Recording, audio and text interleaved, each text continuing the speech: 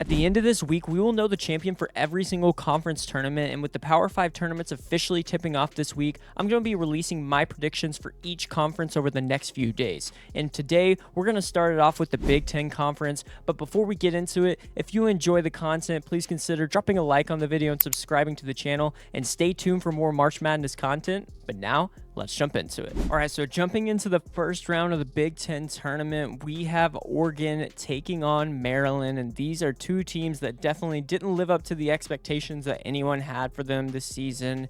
Maryland comes in as the 17th seed, Oregon's the 16th seed, and both really were underwhelming the entire season. Maryland 11-20 overall, 4-16 in the Big Ten. Then you got Oregon that's 12-19 overall, 5-15 in the Big Ten. And coming into it, Maryland has lost 4 straight games to end the regular season, while Oregon, they won 3 of their last 5 games, including some good wins like USC and Wisconsin.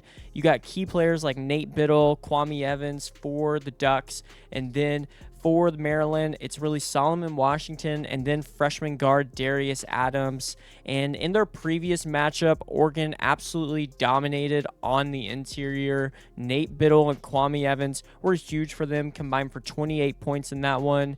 And Maryland just had no answer. The Ducks were able to win 64-54, so it was a very low-scoring game, and it was on the road at Maryland. And right now, with Oregon's size and Maryland's inferior interior defense, I think Oregon would go ahead and win that game again. I think the Ducks' size is just the biggest difference maker in this one. Nate Biddle would be able to feast, and in Maryland, I don't think they'd be able to hold it up in the paint. So I think Oregon gets it done and advances to the second round. All right, jumping over to our next first-round matchup, we have the 15-seeded Northwestern Wildcats taking on the 18-seeded Penn State Nittany Lions. And in their previous matchup, it was Northwestern able to get the win in their only game this time in the regular season in the Big Ten, and they won by 21 points, so they handled the Nittany Lions. Nick Martinelli balled out in that one, 34 points, and he has definitely been the heart and soul of this Northwestern team, averaging 23 points and 6 rebounds per game. And Northwestern has struggled recently offensively, averaging just 64.5 points per game over their last 10 contests. They've also took a lot of losses recently, 3-7 in their last 10, but Penn State is much of the same, as they're also 3-7 in their last 10, while allowing nearly 82 points per game over that stretch. And for Penn State, big names are going to be Freddie Dillon, Josh Reed, and then the freshman guard, Caden Mingo. And the last time they played, it was Penn State that turned the ball over way too much and allowed Northwestern to get 19 points on turnovers. If they're wanting to win this time, they're going to have to limit their turnovers, and that defense is going to have to be a lot better. And then for Northwestern, they're just going to have to lean on Nick Martinelli, because he is the engine that runs this team. And because of the previous matchup, also where this game is being played, I think Northwestern and Nick Martinelli are going to get the win and move on to advance to the second round. Moving on to the second round, we have the 9 seed in the Iowa Hawkeyes taking on Oregon, who I just had winning in their first round matchup. When they played previously this season, Iowa got the win. It was handedly by the Hawkeyes over Oregon, 84-66. And it was on the road. Also something to consider with it being the Big Ten and Oregon being on the West Coast. Having to travel all the way over to Chicago could play a factor, as well as playing in back-to-back days. I think Iowa with Bennett Sturts can lean heavily on him in this matchup, and he'd be able to do a lot against this Oregon defense, which isn't necessarily known as being one of the best in the country. Also, for Oregon, they have been struggling recently, losing 2 of their last 3 heading into postseason play. But on the Iowa side, they're just 2-6 in their last 8, so Iowa's been struggling a bit as well. I think Iowa really needs this win to solidify their spot in the NCAA tournament. Although if they lose, I still think they're in. This team's going to be hungry just to make sure that nothing happens. So I have Bennett Sturts and the Hawkeyes advancing to the next round. Next up, we have Washington and USC going up against each other, and we actually just saw this game earlier this past week, where Washington was able to get a 19-point win over the Trojans, and in this one, I kind of am leaning a lot of the same. USC is struggling right now, and it's mainly due to those injuries that they had. Rodney Rice got injured earlier on in the season. Then you had Chad Baker-Mazara get injured, and now he's no longer with the program. And USC has lost 7 straight, but both of these teams are 7-13 in the Big Ten, so hasn't necessarily been the season that they were expecting. But in their previous 2 matchups, Washington won them both. Also, Washington has dominated on the interior. Hans Steinbach in both games has had at least 22 points and 16 rebounds in each. Within the last one, he had over 20 rebounds against the Trojans. I just don't think this USC team has the front court to compete with what Washington has in Hans Steinbach and Kepning. Also, the guard play from Washington looks a little bit better with Wesley Yates, Desmond Claude, and Zoom Diallo. I just really like what Washington has over what the Trojans have. They're going to need big games from like Elijah Arenas, Ezra Asar, and Jacob Kofi if they want to have any chance in this one. But for me, the Huskies, although they've been inconsistent through this season, I think their ability to control the paint with Hans Steinbach versus USC is going to be the big deciding factor, and Washington advances to the next round. Moving on down, we have Indiana taking on Northwestern, and when we saw this game previously, it was Northwestern going to Indiana and getting a big win over the Hoosiers by just 4 points. And in that game, Indiana had no answer from Martinelli. He had over 30 points for the Wildcats.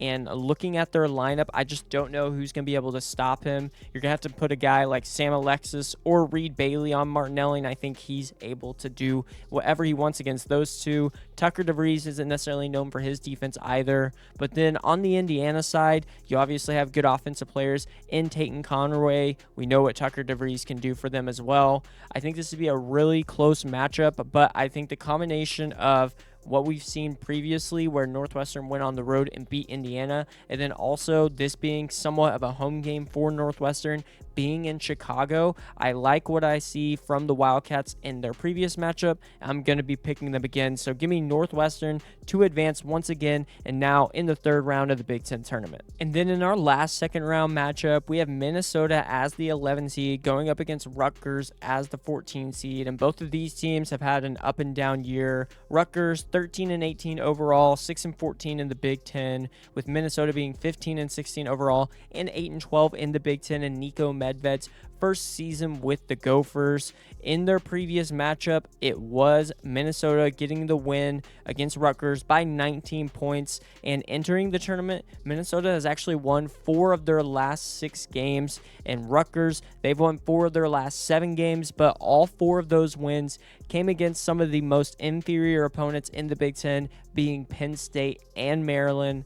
And for me, I actually like what I've seen from Minnesota in a lot of different games. They have some big wins in the Big Ten this season over the likes of Michigan State, Iowa, and UCLA. But the big factor with all of those is they did come at home. And this is obviously going to be played in a neutral site. But you have Cade Tyson, Grayson Grove. The biggest issue for Minnesota right now is they have no depth due to injuries. So basically they're only playing like a 6-man rotation for the Scarlet Knights. They've showed some late improvement in the games that we've seen recently. So it could be a better contest than what we originally saw in their first matchup. But for me, I think Minnesota, with the shooting that they have displayed recently, going up against a Rutgers team that's trying to slow them down, I like what Minnesota has, and they've been the better teams over the past couple of weeks. And if Cade Tyson and the Gophers can continue their strong play, I think Minnesota controls this matchup once again and gets the win and advances to the next round. All right, moving on over to the next round of the Big Ten tournament, and this is where I think we start seeing some of the teams that actually have a chance at contending for a title. And so in our first matchup, it's Ohio State taking on Iowa. When they played previously, it was Iowa getting a big win by 17 points against Ohio State. However, Ohio State is the team playing better as of now. They've won 3 straight, including that big win against Purdue and then a win against Penn State and Indiana. And on the other side, Iowa, they've lost 3 straight against Penn State, Michigan, and Nebraska. Both of these teams, I think, are technically maybe on the bubble, but should be in no matter the result of this one. But if I have to look at these teams, it's Bennett Sturts for the Iowa Hawkeyes going up against Bruce Thornton, one of the better point guard matchups we're going to see in this tournament. You also have John Mobley and Devin Royal for the Buckeyes, who have been playing better as of late. For the Hawkeyes, it's Tavion Banks, maybe Alvaro Folgaris, Cam Manuel. They just have a lot of role players around Bennett Certs. And for Ohio State, I think they have a lot more guys that can actually go and get a bucket when needed. I think Ohio State's trending in the right direction right now, so I'm going to be picking the Buckeyes to advance in this one and move on to the next round. Next up is Wisconsin as the 5 seed taking on Washington. And Wisconsin, as we all know, they have one of, if not the best wins in the entire country this season when they went on the road and knocked off Michigan. Also, when they played Washington a few weeks ago, Wisconsin was able to go on the road and knock off the Huskies there 90-73. I really like the backcourt from this Badgers team of John Blackwell and Nick Boyd, and I think they definitely have the edge there. Also, one of the better offenses in the country, as they're top 20 in offensive efficiency according to KenPom. On the Washington side, the defense is going to be something that I'm a little nervous about going up against these guards. Also, Hans Steinbach, I think he could have a really big game in this one, being able to dominate in the interior, because Wisconsin, they do have a guy like Nolan Winter and an Austin Rapp, but I do believe Hans Steinbach is the best front court player that would be playing in this game. But as long as Wisconsin can limit Hans Steinbach and what he's able to do, I don't think they're going to be able to contain both Nick Boyd and John Blackwell on the defensive end. So I do believe Wisconsin's going to get this win in advance to the next round. Up next, we have Purdue as the 7 seed taking on Northwestern, and Purdue actually played Northwestern last week and had a bit of a scare. It was on the road at Northwestern, but they only won by 4 points, 70-66 in that matchup. Purdue had no answer for Nick Martinelli. Martinelli finished with 28 points for the Wildcats. You also had Jaden Reed, who chipped in 16 points as well. And Purdue, we know what they can do on the offensive end when they get it going, but the turnovers have been an issue for them as of late. Also, I just think this Purdue team, for some reason, they just always play to what their competition is. And I think coming into the Big Ten tournament, they really need to get their mind right going into the NCAA tournament after this, because Purdue, they're just 2-4 in their last 6 games, definitely struggling heading into the postseason. But Northwestern has lost their last 2 as well. So I do think Trey Kaufman-Wren, Oscar Clough could feast on the interior, on the offensive end. And then obviously you have one of the best point guards in the country in Braden Smith. I think he's going to be the X factor and lead Purdue past Northwestern in this one. And they're going to need to get this win and get the momentum back heading into March Madness. And in our last game of the 3rd round, we have UCLA as the 6th seed going up against Minnesota. And UCLA has been trending in the right direction under Mick Cronin. They've won 4 of their last 5, but that one loss came to Minnesota on the road. And in that game, Minnesota only had 4 guys that scored and were still able to get 78 points, with 3 of them getting over 20 points. And UCLA, the defense was just non-existent in that one. However, they've won their last 2 heading into postseason play. They got a big 20-point win against a ranked Nebraska team, and then also got a 21-point win against USC. Donovan Denton lately has been playing like the point guard that we expected him to be from the beginning of the season, and it seems like he's finally showing up, especially in the assist column, distributing without turning the ball over. And for Minnesota, as I mentioned in the previous matchup, they don't have a ton of depth, and I think getting back-to-back games and back-to-back days could be an issue for them. I also like the way UCLA has been playing recently outside of that Minnesota loss, so I am going to be picking the Bruins to advance in this one and move on. So jumping into our quarterfinals, we finally see the teams with the last few buys in the tournament. And in our first matchup, it's Michigan as the number 1 overall seed, no surprise, taking on Ohio State in a rivalry matchup. We saw this game twice before in the regular season, and Michigan got double-digit points both on the road and at home. And Michigan, what can we say? They've looked like one of the best teams, not only in the Big Ten, but in the entire country the entire year. Only have 2 losses on the season, season, 1 loss to Wisconsin in Big Ten play, and then also the loss on a neutral site against Duke.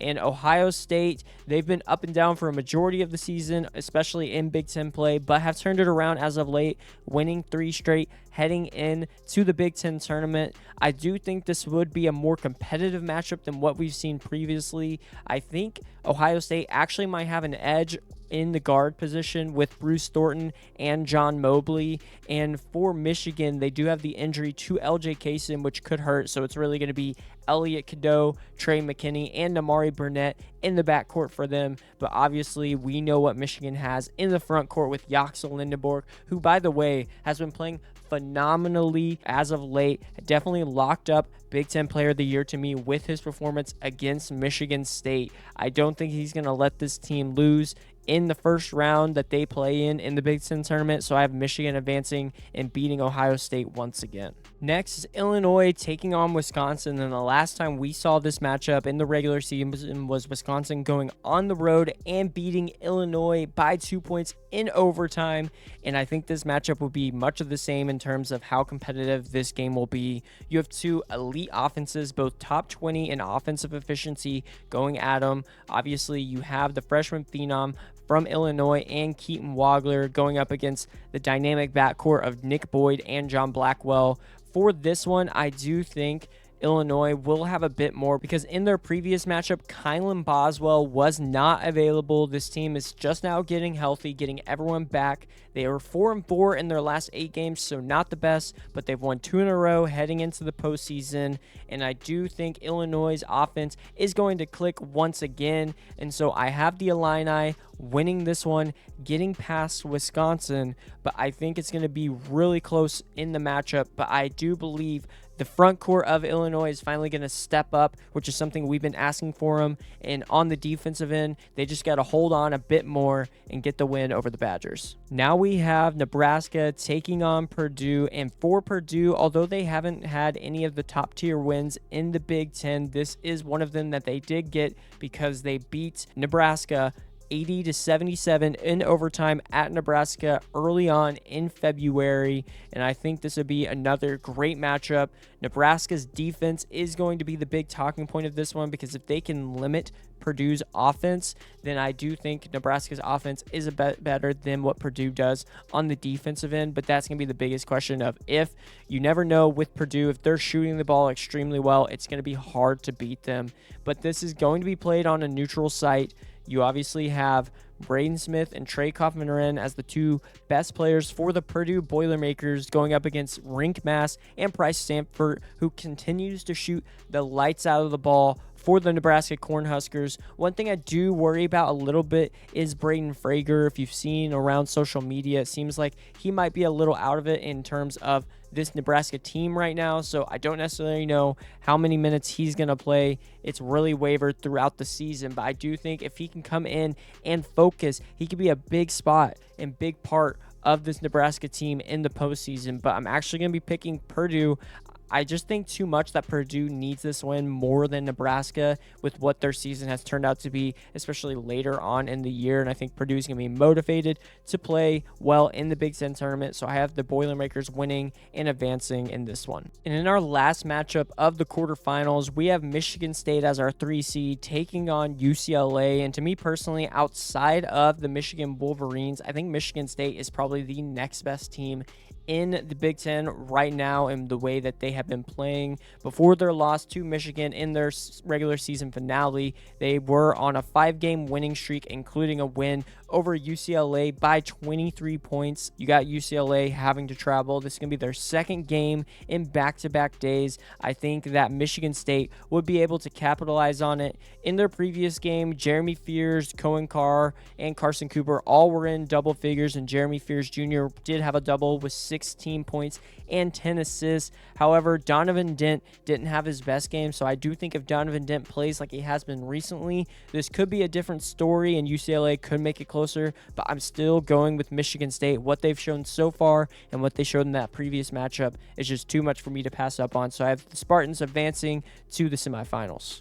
And in our first matchup of the semifinals, we have Michigan going up against Illinois. And when you look at the predictive metrics, these are ranked as the two best teams in the Big Ten right now, with both being in the top 5, with Michigan being listed as 2 in KenPom and Illinois being listed as 5th. And in their previous matchup, this is one of the games that I was the most excited for of the season, but then Michigan went to Illinois and absolutely dominated from start to finish, getting a 14-point win against the Illini in that one. And Michigan right now just looks dominant on both ends of the floor, top 5 in both offensive and defensive efficiency. Also, I've mentioned Yaxel Lindenborg looks like he's on another level. I do think the LJ Kaysen injury is going to hurt them, but I don't think it hurts them in. I think Yaxel, we saw in the first matchup that he went and picked up Keaton Wagler and shut him down there for a little bit. Also, the front court of Illinois and the scoring that they provide, I think it's a lot harder when you go up against bigs like Marez Johnson Jr.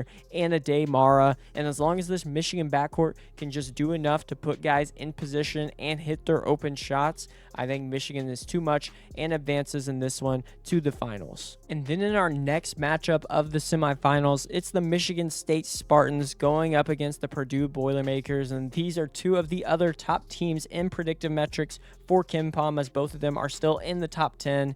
And what we saw last time was Michigan State went on the road and beat Purdue at Mackey Arena by 2 points. It was a really competitive matchup, but the Boilermakers were not able to pull it out. And in this one, I think it might be a little different. I think Michigan State, what we saw from them is that they're consistent, and that offense is a lot better than what I previously expected. Now it's top 30 in offensive efficiency, but Purdue, they're top 2 in offensive efficiency, actually 1 spot behind Illinois there. And the biggest question is, can Purdue's defense hold up? You need guys like Trey Coppin-Wren and Oscar Clough absolutely to lock it down on the interior. They cannot allow offensive rebounds. And then also, it's the point guard battle. Braden Smith versus Jeremy Fears Jr., probably two of the best point guards in the entire country, who is going to be able to facilitate and get more of his teammates involved, but also the scoring. Jeremy Fears Jr. has shown a bit more to me recently in the scoring department, but I think Braden Smith is going to step up in this one and put his best foot forward. I think he's going to lead Purdue to a close win over the Spartans to advance to the championship game of the Big Ten tournament. And in our Big Ten championship game, we have the Michigan Wolverines going up against the Purdue Boilermakers, and I think this would be one of the best matchups of the entire tournament. In their previous one, Michigan went to Mackey Arena and beat Purdue 91-80. The Wolverines had 6 different guys in double figures, but if you remember, they were on a roll from three-point range, hitting 13 threes, majority of those in the first half to really get it going. On the Purdue side, it was Trey Coppin-Wren. He actually dominated, went for 27 points and 12 rebounds in that one. Braden Smith also had 20 points and 6 assists, but the Purdue Boilermakers were not able to connect from 3, only hitting on 30% of them. I think the turning point really for that one was when Michigan just established their early lead and then were able to hold off Purdue's scoring runs. And obviously, Michigan outshooting Purdue is always going to be a recipe for disaster for the Boilermakers. And then when you look at these two teams, I think Michigan just does everything a bit better. When it comes to offensive efficiency, Purdue has them by 2 spots, but I just love the way this Michigan offense plays. They can get out in transition. They look for easy buckets, but then they can also stretch you out and hit the threes, especially with the way Yaxel has been shooting recently. And then on the defensive end, they're one of the best defenses in the country. They've been able to lock down different guys against Purdue in that first matchup, and I think they'd be able to do much of the same. And right now, it's just really hard to go against the Michigan Wolverines and what they're doing. So even though this doesn't happen every year, I think this Michigan team is historic and is going to have a historic season. So I have the Wolverines beating Purdue and winning the Big Ten championship. But that wraps it up for this one. Let me know your thoughts on my Big Ten tournament predictions in the comments down below. Who would you have winning the different matchups, and who would you have winning it all in the Big Ten? Also, if you enjoy the content, don't forget to drop a like on the video and subscribe to the channel. Make sure to stay tuned for all of my other conference prediction videos that I'll have out soon, and I'll catch you in the next one.